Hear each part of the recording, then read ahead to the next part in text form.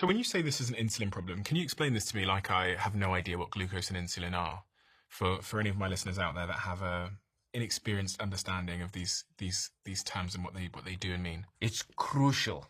Everybody needs to understand the relationship between sugar, which is glucose, and insulin. When you consume sugar or glucose, the body has to get rid of that glucose very quickly from the bloodstream because glucose actually is toxic inside the bloodstream. Even though it is what the body uses for energy, in the bloodstream, it glycates all the blood vessels and the walls and the components in blood, and the hemoglobin as well glycates it. That means the glucose attaches itself to that molecule. So now that molecule can't work properly. That is why the higher your blood glucose, all your chemicals don't work well. Your enzymes don't work well. Your hormones don't work well. Nothing works well, and you age prematurely because you're getting glycation. A glycated molecule can't work normally. It doesn't function normally. So when you consume the glucose has to come out of the bloodstream. And how does the body do it? It sends a message to the pancreas. The pancreas says, aha, I'll make some insulin. It pours insulin into the bloodstream. Insulin comes into the bloodstream, pushes the glucose into the cells. And where does it push it in? Into the liver, into the muscles, into every cell in the body. Insulin will push glucose out. Now, how much insulin is the question? If I'm eating every 3 hours and I'm consuming glucose or I'm consuming starchy foods or I'm consuming carbohydrates, now watch where I'm going with this because you're already beginning to know where I'm going with this.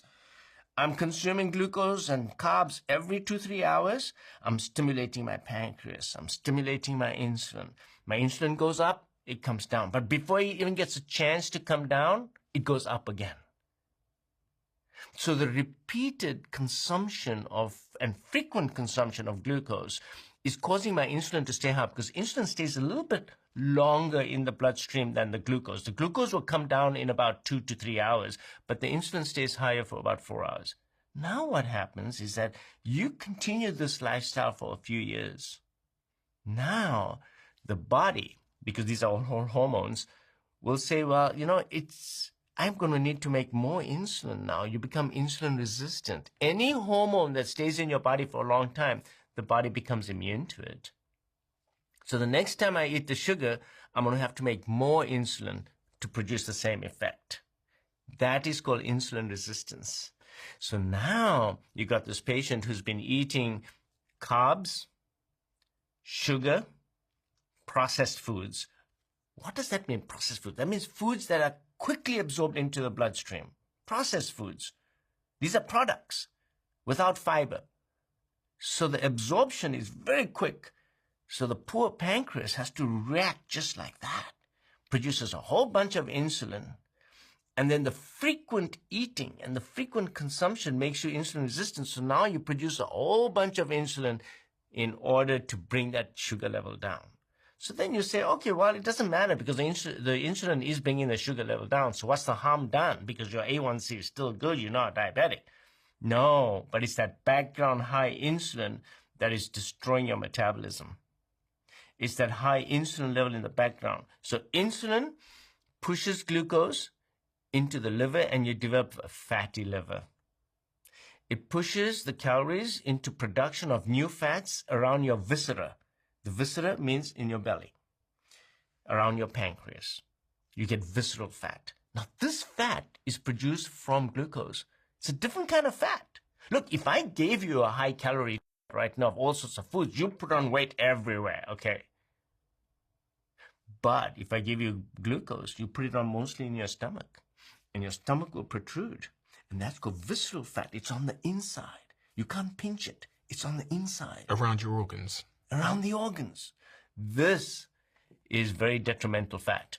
And that's the epidemic that we have today. And that's a direct result of eating, starchy glucose, carbohydrates, which creates insulin, which creates this downstream effect on... Wrong foods and eating too frequently. Too frequently, okay. Because remember, it's also the frequency of eating. Because before that insulin gets a chance to come down, you're already popping yourself with more food.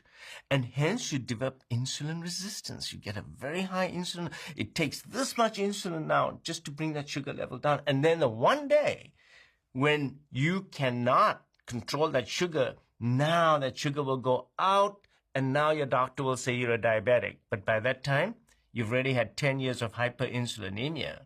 So what happens is by the time you make a diagnosis of diabetes to say, well, now your sugar is really high. It is high because your body has not had the ability to keep it down. Why? Because even that high insulin could not keep your sugar level down. You became a diabetic.